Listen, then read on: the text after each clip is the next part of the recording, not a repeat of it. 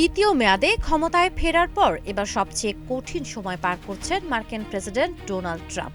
নতুন এক রয়টার্স জরিপে দেখা গেছে তার জনসমর্থন নেমে এসেছে সর্বনিম্ন পর্যায়ে।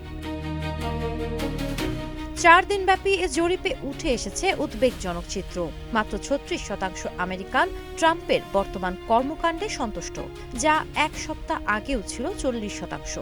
জীবন অবাক না করলে কে করবে? 28% মিল্ক ফ্যাটের অবাক করার সাথে ফ্রেশ মিল্ক পাউডার। জীবন অবাক করুক প্রতিদিন।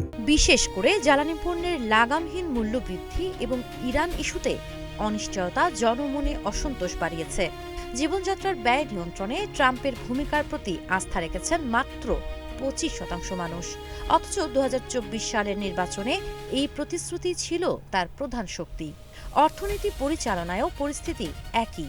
মাত্র 29% নাগরিক তার উপর আস্থা রাখছেন, যা তার রাজনৈতিক জীবনের সর্বনিম্ন পর্যায়ে। ইরান ইস্যুতে জনমত আরও স্পষ্ট। জরিপে দেখা গেছে মাত্র 35% নাগরিক ইরানে হামলার পক্ষে, বিপরীতে 61% এর বিরোধিতা করছেন।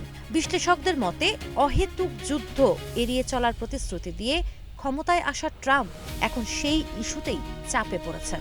প্রায় 46% উত্তরদাতা মনে করেন এই যুদ্ধ যুক্তরাষ্ট্রকে আরও অনিরাপদ করে তুলবে।